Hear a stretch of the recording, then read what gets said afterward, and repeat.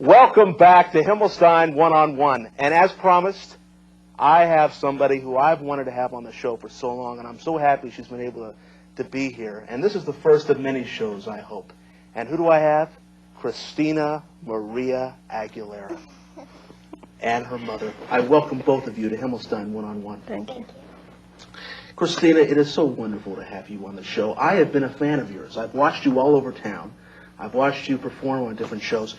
When did this singing all begin for you? How old were you when you started? Oh, I was in diapers when I started singing. All my life I've loved to sing.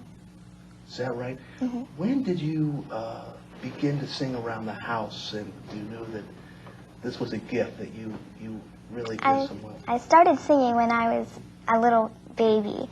I sang all over the house, and I just love to sing. That is fantastic, just fantastic. Now, it is great to have your mother on the show as well, because you've been such a wonderful support. What are some of the funny stories you say about Christina when she started singing around the house? Oh, well, she used to, when she was about 3 or 4, she used to open up her bedroom window and sing to anybody who had passed by every day. Every day, I grew just hours up there. Matter of fact, when she started singing, for the first time that she ever sang on a stage, the crowd, she was in first grade, I think about 7 years old or so, and the crowd started to applaud in the middle of the song, rather than the end, showing support. She didn't understand what the heck was going on, apparently. We weren't aware of this. She just kept going and kept singing. And at the end, she bowed and she came off stage and she goes, "Mommy, they thought that the song was over before I was finished, but I kept going. Was that okay?" So she was really, she got a lot of support from everyone who heard her, the audiences that would hear her right off the bat, actually, from starting at first grade. Christina Maria Aguilera, it is just such a wonderful story about you. It really is. You sang in front of, at the beginning of Pirate Games.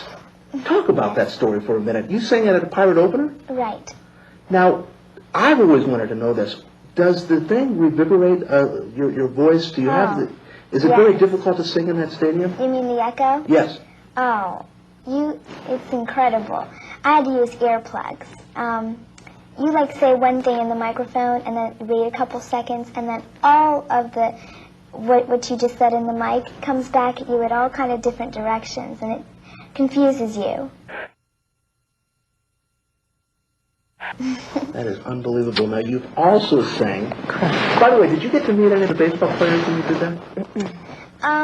Not at that game. But at other times I sang for benefits or parties, private parties that they had. And Tom Barrasso's, the Penguin goalie, his daughter, they had a benefit for his daughter Ashley. Ashley. And she met Orlando Merced and a few of the other sports figures. Is that right? Now, how many pirate games have you sang for? Well, do you mean for the Pirates or at the stadium in general? At the actual stadium. At the general... okay. Well, I sang for the Steelers once, and that was during Christmas time. And I sang for the Pirate home opener, and that was the second time. And I'm booked for a couple more games for the Pirates later on. June and August 20th. That is so marvelous. Is that an incredible story? And let me bring on the camera as well. This is Beth Himelstein. Beth is here also, and we're going to be talking to her in a few minutes. Is this just an incredible story, Beth? It's extraordinary. I'm in awe of you at your age to be doing all of these things, and you obviously love it. Oh, yes. Which is always the best thing to happen, that you love to do it. A great story about the Penguins. Now, we know that you have one of the top voices in the country. There's no question about that. And I know you laugh, and I know you're saying, "Greg, come on." I know how humble you are. But that's my belief and many people's belief. But you are a Penguin fan. Talk about how you love the Penguins. Oh, I didn't know how fun hockey was until the first time that I was hired to sing the national anthem at the first Penguin game in my life. And from then on, I've been this big hockey fan of the Penguins. Oh, I can't even describe it because I'm one of the top number one fans. Well, let me tell you something. They have a great fan, don't they? They really do. They have a great fan. There was passion in that statement. Oh, there's no question about it. I saw you on WTAE's Bundle Up.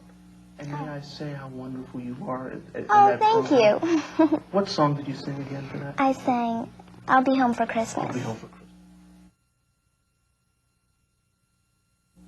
Christmas. That was so passionate. It was just so wonderful. And I know you've given so many people so much joy. And may I also congratulate your mother. You are so supportive. You are so wonderful of her. Thank You're you. so wonderful of her career. And may I say for a lot of people that it's just so wonderful. When I called this family and I asked for Christina Maria Aguilera to be on Himelstein One-on-One, you were so just wonderful about it and so kind about it. And I'm so happy to have you on. Now, talk about Star Search. Star Search. PCTV, you want to know about this. I promised you, let's talk about this. You were 8 years old when you did Star Search. Talk about the audition. When did it all begin, the Star Search thing? The audition? Well, first I sent in a cassette tape, and then that was the first audition. Videotape. Videotape, okay. Yeah. And after that, you had, if you passed that audition, then you had to go to the place where they called you to another audition. And then if they picked you out of that audition, well, then you went on Star Search. Isn't that right? Right. Okay. You were flown to Los Angeles, California. Yes. Did they put you up in nice hotels and talk about? I mean, you know, Oh. Did you get the limousine pick you up in the airport? Did they again? Oh, yes. I can't remember too. There's so many limousines in your life, darling. You can hardly remember. Oh, yeah, I understand. Yes. But that was incredible. 8 years old, a limo, the whole thing, and the hotel was beautiful. Yes. Okay, so you're 8 years old.